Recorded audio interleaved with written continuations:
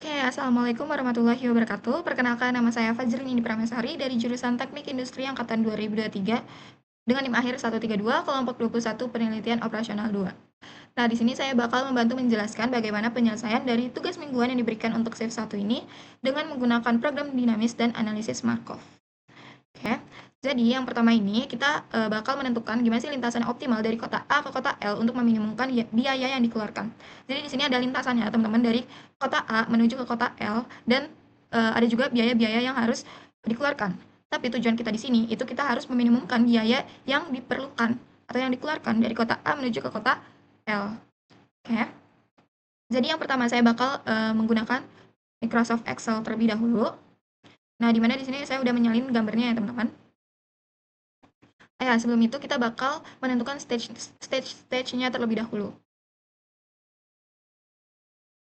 Nah, di sini udah ada gambarnya ya, teman-teman. Jadi, si kota A ini itu masuk ke dalam stage 0. Kenapa? Karena dia titik keberangkatannya ya, teman-teman. Jadi dia masih stage 0 atau stasiun 0. Buat B, C, D, E, ini tuh udah masuk ke stasiun 1 atau stage 1. F, G, H itu udah masuk ke stage 2. I, J, K itu stage 3. Dan yang terakhir itu ada kota L itu stage 4. Kenapa? Karena dia tujuan akhir kita. Nah, sesudah kita menentukan stage-nya, kita bakal menentukan nih pakai metode penyelesaian apa. Nah, di sini saya bakal menggunakan metode backward pass atau rekursif mundur gitu, di mana di sini tuh metode backward pass itu tuh kayak pendekatan penyelesaian dengan menggunakan kondisi akhir menuju kondisi awal untuk menentukan total minimum biaya yang harus dikeluarkan gitu. Kita jadinya dari mundur ya teman-teman, dari kota L menuju ke kota A gitu. Oke, di sini kita buka dulu Excelnya. Nah, kan kita pakai metode backward pass ya teman-teman. Jadi kita pakai pendekatan penyelesaian mundurnya gitu. Jadi yang ditulis di sini tuh kota L terlebih dahulu karena kota L itu stage terakhir kita, tujuan terakhir kita. Jadi kita tulis di sini kota L di ketiga kotak ini. Nah, kemudian baru kita tulis S-nya. S-nya ini itu dari stage sebelumnya. Jadi kan ini kota L itu stage terakhir. Berarti S ini merupakan stage sebelum dari stage kota L. Jadi di sini ada stage 3-nya yaitu IJK. Kita tulis kota I, kota J, kota K. Nah, gitu ya teman-teman. Nah, di sini F4-nya itu kita tulis biaya yang diperlukan dari kota I ke kota L, kota J ke kota L, sama kota K ke kota L. Bisa kita lihat di gambarnya. Itu dari kota I ke kota L itu 7, kota J ke kota L itu 8, kota K ke kota L itu 11. Nah, gitu ya teman-teman. Jadi, ini adalah stage terakhir kita, ya atau stage keempat. Nah, selanjutnya baru kita menuju ke stage 3, di mana stage 3 ini kita perlu mentransposkan si S yang ada di sini itu ke dalam sini. Jadi kita tulis nih, kota I, kota I, kota J, sama kota K. Ini tuh menandakan kayak dari kota apa teman-teman, dari kota apa menuju kota apa. Si X3 ini lebih ke menuju kota apa. Gitu. Jadi kita tulis stage sebelumnya. Jadi kita tulis di sini kota F, kota G, sama kota H. Nah gitu ya teman-teman. Buat di sini, kotak yang ada di sini, itu tuh ditulis berdasarkan biaya yang diperlukan untuk menuju ke kota-kota selanjutnya. Jadi di sini dari kota I menuju kota F, kita lihat di gambar apakah ada ya teman-teman. Jadi dari I ke kota F itu ada terus banyak 12. Nah, rumus dari untuk mengisi ini itu tuh perlu kita tambahkan dengan stage sebelumnya teman-teman. Jadi kan di sini di stage 4 itu tuh ada tulisan kota I itu sama dengan 7. Nah, kita tambah dengan kota I, kota F teman-teman, yaitu 12. Itu sama untuk kota-kota yang di bawahnya. Nah, di sini ada kota G, di mana kota G itu apakah ada dari kota I ke kota G? Ada ya, teman-teman. Jadi, perlu kita tambahin dengan stage sebelumnya, itu 7, dengan kota I ke kota G itu sama dengan 5. Nah, sama aja untuk setelahnya. Nah, di sini dari kota I ke kota H itu nggak bisa secara langsung ya, teman-teman. Jadi, dia nggak punya biaya pastinya. Jadi, cukup kita tulis strip aja. Oke, sama aja untuk selanjutnya. Tuh, kita tambahin dengan stage sebelumnya. Oke, 10.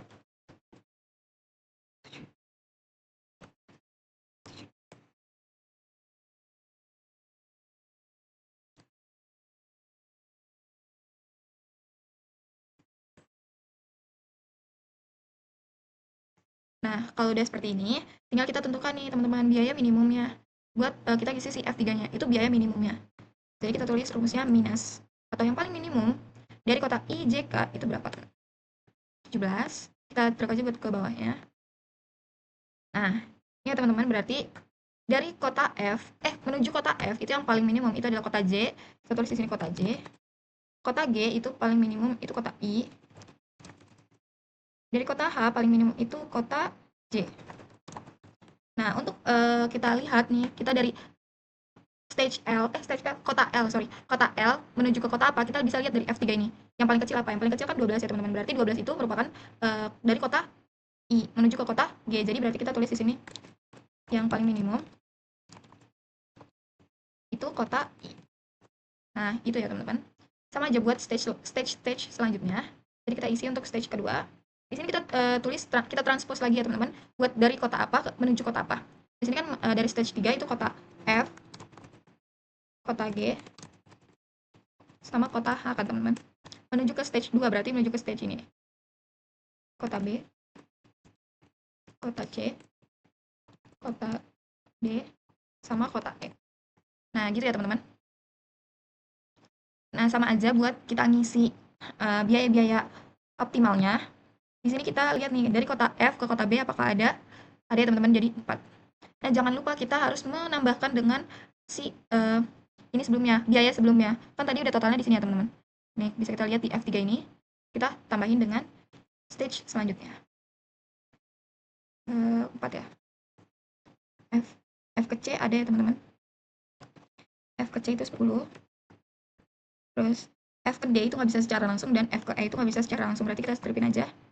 Nah, buat kota G, G bisa ke B, ke kota B. Ke B. Kota G bisa ke kota C. Kota G bisa ke kota D. Nggak ya teman-teman, nggak bisa secara langsung. Jadi kita stripin. Tapi dari G ke kota E itu bisa. Sebesar 6. Nah, buat kota H, itu cuma bisa ke kota B. Dia bisa ke kota B, 11. Dia nggak bisa ke kota C ya teman-teman. Di gambar itu dia nggak bisa ke kota C secara langsung. Dari kota H bisa ke kota D. Dan dari H bisa ke kota E. Nah, gini ya teman-teman. Buat si F2-nya, itu kita tentuin lagi nih. Siapa yang paling minimum dari semua biaya. Nah, di sini udah kelihatan ya teman-teman, kalau misalnya yang paling minimum itu adalah kota C.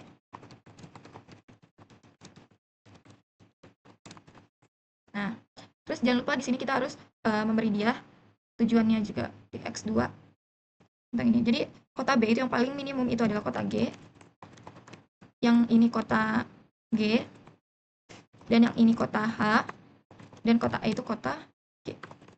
Nah, gitu ya teman-teman. Jadi kita udah tahu nih dari kota L, tadi kan destinasi terakhir kita itu kota L ya teman-teman.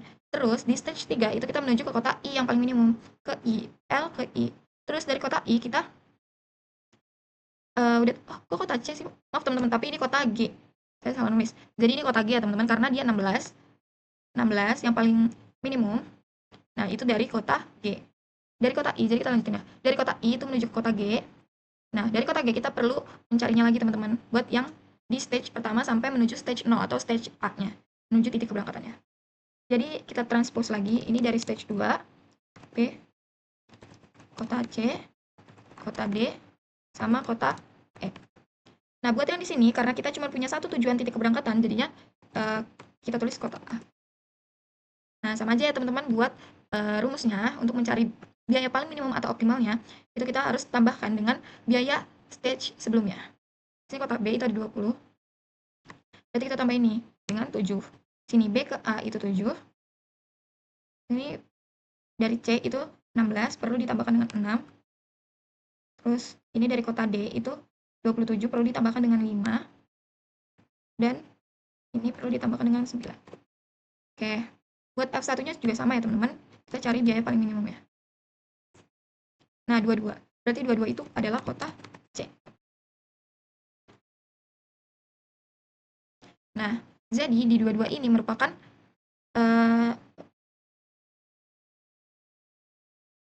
Nah, dua-dua ini merupakan bagian dari biaya yang harus kita keluarkan untuk si lintasan itu dari kota C ke kota A ya teman-teman. Jadi sebanyak dua-dua. Berarti yang paling minimum adalah kota C. Nah, baru dia bisa kita tinjau lagi. Ini kan yang paling minimum kota C. Oke teman-teman, baru kita eh, melakukan program dinamis atau analisis keputusannya. Analisis keputusan yang saling berhubungan gitu. Jadi di sini kita tulis titik keberangkatannya itu adalah kotak A, terus X1-nya itu kan yang paling minimum dari stage 1, dari stage B, C, D, E itu yang paling minimum adalah kota C. Baru kita tulis di sini kota C. Misalnya di stage kedua itu yang paling minimum adalah kota G. Dan tulis di sini kota G. Selanjutnya dari kota G itu yang paling minimum adalah kota I. Baru kita tulis di sini kota I-nya, teman-teman. Dan di sini destinasi terakhir kita adalah kota L atau stage keempat yaitu kota L. Nah, biaya distribusinya kita perlu lihat di gambar dan dihitung secara manual ya teman-teman. Kita tambahkan. Jadi dari kota A menuju ke kota C itu sama dengan 6. Dari kota C ke kota G sama dengan 3. Kota G ke kota I sama dengan 5. Dan dari kota I menuju kota L itu sama dengan 7. Nah, didapatkan biaya paling minimum atau paling murahnya itu sebesar 21 ya teman-teman. Dari titik keberangkatan kota A menuju ke kota L. Seperti itu. Oke teman-teman, jadi tadi kita udah menyelesaikan soal nomor 1 di mana di sini ada soal sebuah perusahaan memiliki dua jenis mesin produksi di mana ada mesin A dan juga mesin B, di mana setiap tahun kondisi mesin itu dapat berubah berdasarkan probabilitasnya, di mana jika tahun ini menggunakan mesin A, maka tahun depan tetap menggunakan mesin A, tapi dengan probabilitas sebesar 70% dan beralih ke mesin B dengan sisanya. Jika tahun ini menggunakan mesin B, maka tahun depan tetap menggunakan mesin B tapi dengan probabilitas sebesar 60% dan kembali ke mesin A untuk sisanya. Nah, pada awalnya, 50% dari mesin yang digunakan adalah mesin A dan 50% lainnya adalah mesin B. Tentukan proporsi penggunaan mesin A dan mesin B setelah 3 tahun. Kemudian, kita harus menentukan proporsi steady state-nya atau proporsi jangka panjangnya dari penggunaan kedua mesin tersebut. Oke, di sini saya bakal menggunakan software RStudio ya teman-teman, dan menggunakan software PomQM untuk membandingkannya, software pembandingnya. Nah, di sini saya udah menuliskan sintaks-sintaksnya untuk penyelesaian soal yang tadi. Nah, yang pertama itu sintaksnya kita harus mendefinisikan vektor awalnya teman-teman, proporsi penggunaan mesin A dan mesin B. Di mana di soal udah dikasih tahu kalau misalnya tadi pada awalnya 50% dari mesin yang digunakan adalah mesin A dan 50% lainnya itu adalah mesin B. Jadi stage awalnya itu merupakan 0,5 dan 0,5 ya teman-teman. Kita perlu menuliskan stage-nya terlebih dahulu, merunning stage-nya terlebih dahulu. Oke. Kalau udah kita perlu menggunakan atau membuat matriks transisinya buat menentukan proporsi penggunaannya. Oke, di sini yang pertama, ini P itu untuk mendefinisikan matriksnya ya teman-teman. Matriks, kita tulis nih. Yang pertama itu dikasih tahu kalau misalnya di soal, jika tahun ini menggunakan mesin A, maka tahun depan tetap menggunakan mesin A dengan probabilitas 70%. Nah, 70% itu merupakan 0,7 ya teman-teman. Selanjutnya, dan beralih menuju ke mesin B dengan sisanya. Berarti kan kalau misalnya 100%, berarti 70% mesin A, 30% mesin B. Berarti kita tulis di sini 0,7 mesin A, 0,3 mesin B gitu. Selanjutnya, jika tahun ini menggunakan mesin B, maka tahun depan tetap menggunakan mesin B dengan probabilitas 60%. Dan kembali ke mesin A dengan sisanya. Nah, tadi kan mesin B itu probabilitasnya 60%. Kalau misalnya dikurangi dengan 100%, berarti untuk mesin A itu sebesar 0,4 atau 40%, dan mesin B itu 60% atau 0,6. Ingat, di sini sudah saya tulis untuk sintaksnya ya teman-teman. Terus kita menuliskan by row sama dengan true atau and row sama dengan 2. Itu maksudnya adalah bentuk matriksnya itu bakal 2 kali 2. Itu teman-teman. Oke, bisa kita running. Ini juga bisa kita lihat ya sebenarnya teman-teman. Nah, ini adalah bentuk matriksnya 0,7 dan 0,3 untuk penggunaan tahun sebelumnya, tahun pertama. Ini buat tahun kedua 0,4 dan 0,6. Nah, selanjutnya itu baru kita harus menghitung distribusi penggunaan selama 3 tahun. Karena ditanya di soal, itu kan kita harus menentukan proporsi penggunaan mesin A dan mesin B setelah 3 tahun kan teman-teman. Jadi kita tulis di sini sampai 3 tahun. Hitung distribusi penggunaan selama 3 tahun. Nah, stage 1 ini tuh menunjukkan stage 1, 2, 3 ini menunjukkan stage-nya ya teman-teman karena dia selama 3 tahun. Tapi ada syaratnya. Jadi kalau misalnya kita menggunakan stage 1, itu tuh harus menggunakan stage 0 terlebih dahulu. Di mana stage 0 ini adalah stage awalnya. Dengan awalnya 50-50 kan, dari mesin A ke mesin B. Nih stage 0-nya itu 0,5 baru kita bisa menggunakan probabilitas ini yang stage pertama. Stage pertama itu 70 30. Gitu teman-teman. Oke, ini maksudnya persen dikali persen itu yang tadi 70% dikali 30% gitu. P ini adalah probabilitas atau tadi si matriksnya ini. Ini adalah P-nya. Oke, kita running. Oke. Muncul ya teman-teman di sini.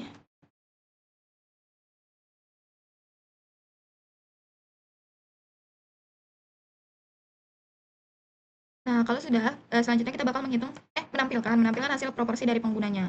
Di sini ada, syntax years, karena kita pakai 3 tahun, di mana ini ada 0 sebagai tahun awalnya, dan proporsi penggunaan 3 tahun, 1, 2, 3. Nah, buat stage-nya sama ya teman-teman, buat stage-nya itu sampai stage 3 karena kita penggunaannya selama 3 tahun. Pulse name-nya juga nih, merupakan mesin A dan mesin B, lalu row names-nya itu tahun atau years, baru di-print. Nah, kita run. Nah, di sini udah muncul ya teman-teman, kalau misalnya di tahun 0, tadi kan benar ya teman-teman, pada awalnya itu 50% mesin A dan 50% mesin B. Sedangkan kalau misalnya udah masuk tahun pertama, itu proporsi penggunaannya itu tuh udah 0,55 untuk mesin A dan 0,45 untuk mesin B. Untuk tahun kedua itu untuk mesin A probabilitasnya udah menurun. Naik, sorry, makin naik ya teman-teman. Jadi buat tahun kedua justru proporsi mesin A itu justru lebih meningkat. Jadi yang tadinya 0,55 jadi 0,5650 untuk mesin A, dan untuk mesin B itu justru semakin menurun. Jadi 0,4350. Begitupun dengan tahun ketiga. Oke. Itu untuk penyelesaian soal yang 2A ya teman-teman, yang proporsi penggunaan mesin A dan mesin B setelah 3 tahun, itu jawabannya adalah ini. Oke.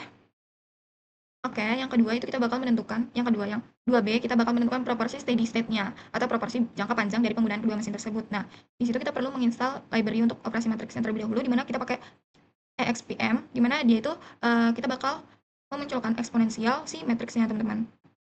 Jadi kita pakai sintaks-sintaks tertentu gitu. Jadi kita harus menginstal package-nya dulu dan langsung bacanya ke library EXPM. Itu teman-teman. Kemudian baru kita bisa menampilkan steady state-nya di sini. Gimana steady state-nya? Itu nanti kita pakai matriks sebelumnya itu dikali dengan 100 teman-teman. Nah, kenapa kita pakai 100 di sini? Itu tuh kan analisis Markov ini kayak sifatnya itu konvergen ya teman-teman, atau mengumpulkan. Jadi dia kalau misalnya kita kali dengan 100, dia bakal menunjukkan analisis jangka panjangnya, semakin mendekati analisis jangka panjangnya gitu. Nah, karena kita butuhnya di baris pertama, jadi kita tulis di sini 1 aja gitu. Baru kita name steady state-nya itu tuh mesin A dan mesin B, dan baru kita print steady state. Nah, udah muncul ya jawabannya teman-teman. Jadi proporsi jangka panjang dari penggunaan kedua mesin itu, mesin A itu sebesar 0,571, sedangkan mesin B itu 0,42, di mana proporsi buat mesin A itu jauh lebih besar dibandingkan proporsi dari mesin B gitu. Ya, kalau sudah, saya bakal membandingkan hasil yang ada di RStudio tadi, di mana di sini itu dengan kita bandingkan dengan POM-QM. Nah, di POM-QM kita perlu memilih metode apa yang kita gunakan. Di sini kita namain dulu, terserah mau dinamain apa. Terus selanjutnya kita pilih yang number of state-nya. Nah, number of state-nya ini ada 2 ya teman-teman, karena kita cuma punya mesin A sama mesin B. Kalau udah, kita namain dulu stage-nya. Buat stage 1-nya itu mesin A dan mesin B. Stage 2-nya itu mesin B. Oke, kalau udah, kita pilih number of transition-nya. Dimana itu kita pilih 3 ya teman-teman. Kenapa? Karena tadi kita disuruh nyari setelah 3 tahun, probabilitas atau proporsi setelah 3 tahun. Nah, number of transition-nya itu 3. Nah, baru kita bisa isi dengan sesuai dengan soal yang diberikan. Dimana di sini yang pertama atau stage awalnya atau stage 0-nya itu tuh masih mesin A dan mesin B-nya itu masih 50%, 50%. Jadi kita tulis di sini 0,5 sama 0,5 ya teman-teman. Terus buat tahun setelahnya itu kalau misalnya kita menggunakan mesin A, probabilitas itu 70% atau 0,7. Sedangkan mesin B itu sisanya berarti 0,3. Itu. Nah, untuk tahun setelahnya kalau misalnya dia menggunakan mesin B, probabilitasnya itu 60%, di mana A itu sisanya. Jadi mesin B itu 0,6 dan mesin A itu 0,4 karena sisanya. Kelebihan. Nah, baru kita solve. Ya, teman-teman. Nah, di sini udah muncul ya teman-teman hasilnya. Jadi, buat mesin A itu probabilitasnya itu nih, sebentar. Nah, di sini udah saya bandingin ya teman-teman buat yang di POM-QM dan yang di RStudio, di mana proporsi setelah 3 tahunnya atau tahun ketiganya itu di POM-QM menunjukkan angka 0,5695, dan untuk mesin B itu 0,4305. Dan sama ya, untuk di RStudio juga menampilkan angka yang sama kayak yang di POM-QM. Dan buat proporsi steady state-nya itu sebesar 0,715 untuk mesin A dan 0,4286 untuk mesin B. Nah, sama ya teman-teman untuk hasil yang di. Mungkin segitu aja teman-teman untuk penyelesaian soal tugas mingguan dari shift 1 ini. Kurang lebihnya mohon maaf dari saya. Assalamualaikum warahmatullahi wabarakatuh.